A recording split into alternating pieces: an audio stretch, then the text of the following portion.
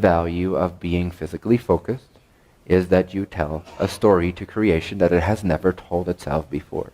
That is how you are valuable. That's how your expansion occurs. So, there is that balance between gradual and instant manifestation.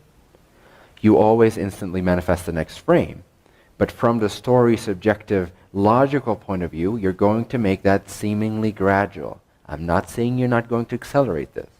You're going to accelerate this to a great extent, to where you feel less and less and less limited and more like it is a dream. But what is so unique and beautiful about this particular timing is that you learn how to gradually increase the acceleration of your changing from one parallel reality to another in a very conscious fashion. This is interesting. I'm not saying take your cue from what appears and what your parents have taught you the way that things appear right now should mean to you and how you should feel about that. Completely always empower yourself to feel about what you see in a completely new way. It's up to you. Is your mother dying? Absolutely awesome. Have a party. Be happy. Or not, up to you. Just because your parents told you that that's a really sad event, and just because everyone's wearing black. I love black, by the way.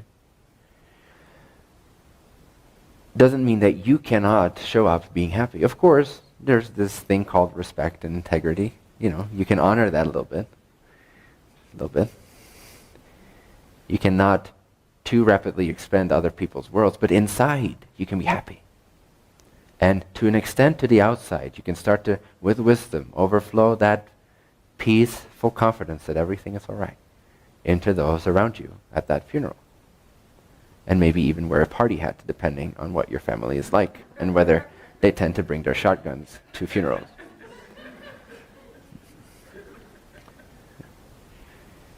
But it is entirely up to you how you feel, how you perceive any given circumstantial moment.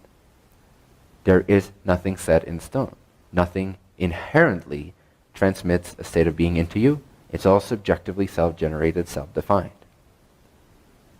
And there is nothing in creation that suggests that one particular experience should be experienced in a certain way. Nothing in creation that suggests, except for our law book and, human brains and the collective consciousness and all the morals that we've agreed on and the traditions and the lineages and all that bullshit. Aside from that nonsense that is man-made, there is nothing inherent in the structure of creation that suggests that a particular configuration of molecules should mean you feel bad. Whatsoever. There is not a single configuration of molecules that inherently structurally suggests that you should feel a certain way about it. In other words, all the timeless infinite creations of this universe are neutral and without meaning. You are there to tell the tale. You are there to generate the story. And how free you are in being able to generate that story for yourself according to your own highest intuition and desires will determine what configuration of the universe will fall into your slide next to show you the reflection of your chosen state of being. And in this way, you can very consciously and with no ego, just because you are a desirous being, just because you are an aligned being, just because you are a passionate expression of creation, wanting to tell as many tales as you can in as beautiful and epic a way as you can, because that is what expands upon the universe. Nothing else will. Only you can expand upon this universe. Nothing else will. So it is your duty, your job, your honor, your desire to be of service to the Creator by telling an epic tale. I'm not saying everyone should become an action hero or a spiritual teacher or a famous rock star. Epic can look like anything. The most epic reality is if it's in alignment with who you feel you truly are, free from blockages and negative definitions picked up along the way. Realizing that you can clear out all these negative definitions, and this is what empowerment and acceleration is, and apply and paste your own new definitions, subjective perspectives onto every single inherently neutral and meaningless configuration of molecules. I'd love to see someone quote me on that sentence. Circumstances do not create your state of being. It's the other way around. This is the bottom line of the empowerment teaching. When you get that, you become more and more non-physically connected and in tune with yourself. You come from a non-physical focus, and yes, you notice the physical focus, but it's just the tail end of your expression of who you are. It's no longer the dominating factor indicating and giving cues to how you should feel, what you should do, what you should respond to. You are now God. You are now creator, co-creator. You are now as you are created to be, in the image of the Creator. The image of the Creator is not the created. The image of the Creator is another creator, because that's its exact image. The created is its opposite. If you are created in the image of your Creator, that does not mean you're the opposite. It means you're created in the image of your Creator, which means you're creator. Right? So you are a creator. You can't help creating. You can only make it so unconscious that it seems like everything is happening for you. And then you get these really, really boring spiritual teachings that talk about there is no free will. Yes, but who do you think is doing it? You're the receiver of your experiences only because you are also the giver of your experiences. So that grace that you surrender to, from its own point of view, is your higher you.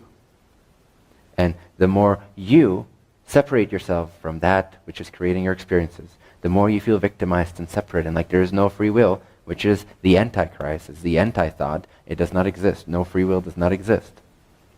Everything contains free will. The more you give that story of, I'm separate from my Creator, even if you call it innocence, even if you call it egolessness, it is still a fallacy. It's still an ignorant perspective of creation. It's still not true. You're still separating your vibratory state from that of your higher true self, which is creating everything you see right here, right now. If you want to get closer to that true love, that true wisdom, that true connection, that true humility, that true selflessness, you need to become more as the Creator is. You cannot become more like in vibration by separating yourself from that which creates all that is. You have to become more like it. Always honor your integrity. Always honor the integrity of other people's free will, other beings' free will. Of course, live with as much compassion and kindness and love and generosity as you can.